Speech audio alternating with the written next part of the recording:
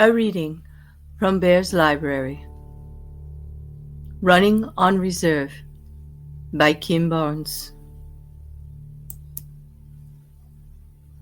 As some of you may know, I have a fairly standard morning routine. Making coffee always comes first. After I have consumed enough to feel somewhat human, I say my words of positive affirmation for the day, and I tell myself that I am enough and that I matter. This routine has been immensely helpful to me the past couple of weeks. Yes, I can openly admit that I have been struggling emotionally. I have my good days and bad days, and fortunately, there are more good days and even good moments than bad. This morning, as I was scrolling through Twitter, I saw a post that I really needed. A wonderful gentleman, Omar Hachem, who I have followed, posted this. I don't need to be everything to everyone. Those words resonated with me so much. It made me realize that we often empty our emotional tank and run on our emotional reserve. I know that I am very guilty of this. This, of course, had me take a good look at myself and do a bit of self-reflection as to the reasons for this. I have a real life. I know that may be hard to believe, but I don't just sit here and think of things to write about. I have a 9-to-5 job, family, friends. I like feeling needed, but sometimes I need some support too.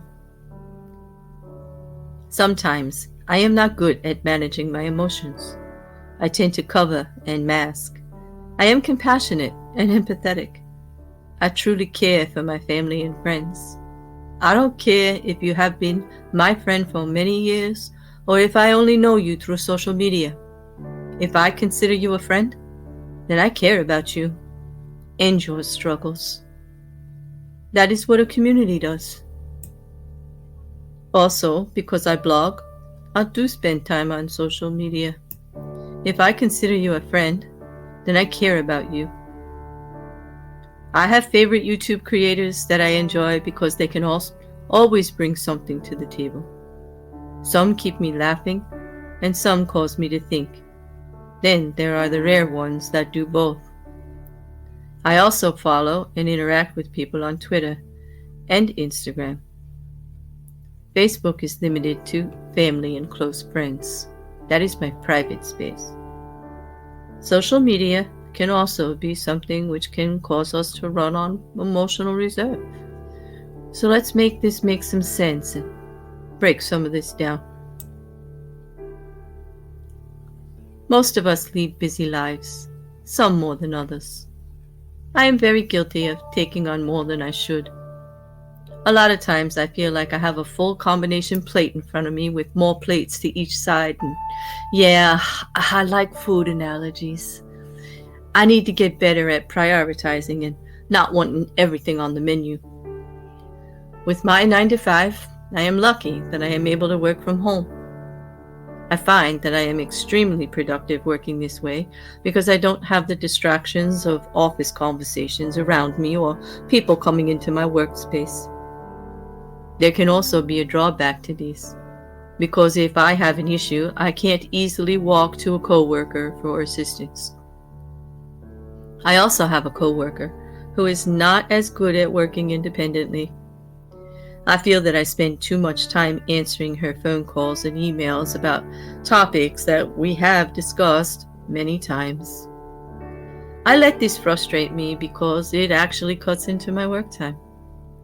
I know that I need to be better about directing her to make notes and also having her contact our team leader or director. I have seen some of my coworkers who may not be as productive as they could be. This can cause me to try to pick up some of their slack or just do the job myself. But I also have other interests, such as painting, which I would like to devote more time to. That is still a work in progress as far as making time. I know that once I do make more time, then it will help to recharge me. My family and friends are the most important things to me. My family will always come first. And they know that also. They know that they can always talk to me and that I will always listen and try to offer a few words of advice or comfort. My family, honestly, I never consider to be a reason for me running on reserve. I never want them to feel that they cannot come to me. So let's move on to friends. I have friends from long ago that I do keep in touch with on social media and the occasional phone call. It is always great to hear from them. I do have a few neighbors, friends, that have caused me recently to have to set some limits with them. Again, I work from home. I am not at your call during my work hours for you to come over to borrow something or need to come over there.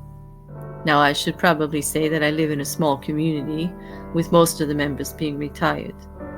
Even as old as I am, yes, I am old, I am one of the younger members. I have a neighbor who a few months ago lost their car. She states that she can't afford a new one and relies on people in the community to drive her for errands.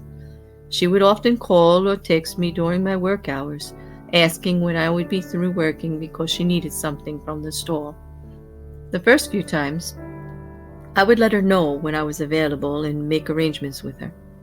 I have finally had to set limits with her that I will gladly take her to run errands on weekends if I also have a need to go. This apparently upset her, which I also let get to me. I guess she didn't like me setting these limits, since she has been making me out to be the bad guy in all of this. I don't like to disappoint anyone. Again, this goes back to feeling needed. This was and still is a drain on my emotional reserve. I am the type of person that is very private with my emotions. Sure, my family will see all of the emotions. With most others, I keep my feelings and emotions closely guarded. This is actually a bit strange too, because I am an emotional person. I feel things very deeply. I cry at commercials. I guess you could say that I'm a closeted crier. Well, actually a shower crier. There is nothing like a good cry in a shower. I am also the person that if anyone asks, I always respond that I am fine. This wouldn't be so bad if my face didn't give me away. So when people will continue with asking if I'm sure that I'm okay, most of the time I'll respond back with masking of my emotions. I will blame it on having a headache or being tired. Occasionally, though, I will snap back with, I said I am fine. That is when I know my emotional reserve is gone. At that point, I don't even have enough fumes in the tank to refuel. I need to be more open with my emotions and learn how to adequately express what I am feeling. I need to learn how to reach out to others and ask for support. We need people in our community who we can turn to for trusted support and who can also be more unbiased and objective than our families. As I mentioned above, I am a person who feels things very deeply. I offer compassion and grace to others. I am also very empathetic. Now, we should probably have a brief discussion on being an empath and having empathy.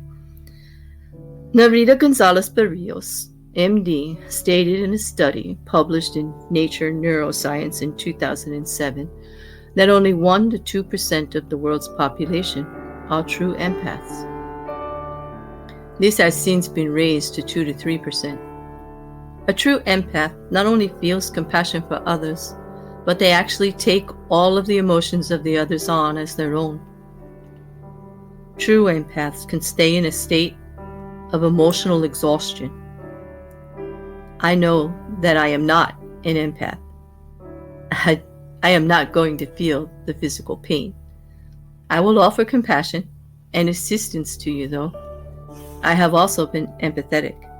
To be empathetic means that a person is able to put themselves in a person's position and understand the situation and feelings associated with that from the other person's point of view. This is according to Dr. Gonzalez Berrios. I am the type of person that if you cry, I will naturally start crying because I understand that you may be hurting for some reason. I get upset when I know that a family member or friend is struggling with something or feels hurt by something or someone. I always try to offer support. If I feel they have been unjustly slighted in some way, then I will not only get upset, I will get mad. My daughter is exactly the same. Her response is usually, "Who do I need to hurt?" Now, neither one of us could ever intentionally hurt another person, physically or emotionally, because then we would feel compassion and guilt for the person we hurt, so the original purpose would not be served. Social media can not only drain your emotional reserve, it can just rob you of all of it. I see so many people get too invested in issues on social media. Why? Well, we have a sense of anonymity. We've become keyboard warriors. I do admit that there are some wonderful people doing amazing things in social media, such as the gentleman who inspired this, Omar Hatem. He is always motivational and inspiring. He is also very thoughtful with his words.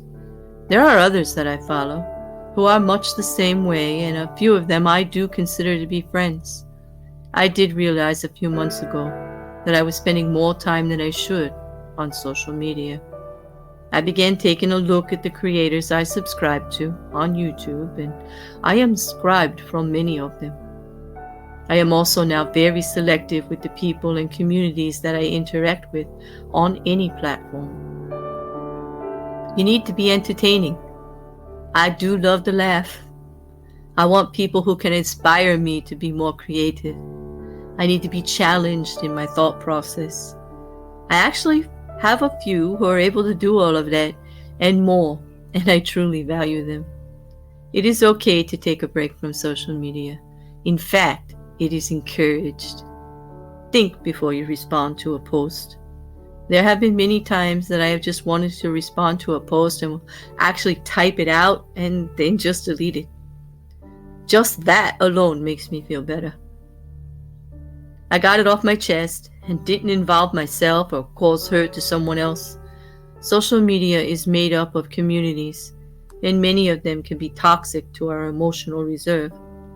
One of the communities that I take part in has adopted the hashtag, "Enough is enough." We are tired of the toxicity and hypocrisy which we see. Our emotional tank can only handle so much. Then we switch to our emotional reserve. Once that is gone, we experience emotional exhaustion. We are drained. Everything begins to overwhelm us. The last step is emotional burnout, and we just stop feeling. Remember, it is okay to say no. It is okay to say, I don't need to be everything to everyone. And I cannot be everything to everyone, because I can only be enough for me.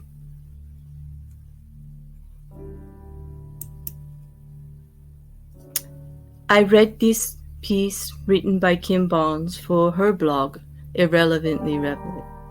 I will put the link as last time below in the description. It spoke to me because much of it was as if I could have written it myself. I felt it.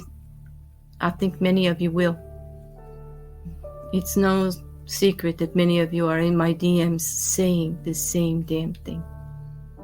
So take care of yourselves. Do what you need to do to feel good again, to get your emotional reserves back.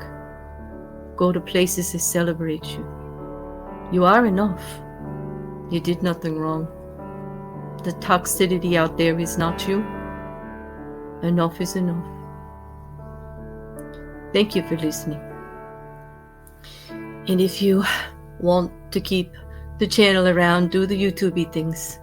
It'll come up. Like, share, subscribe, all of that. And I'll be back. Bear out.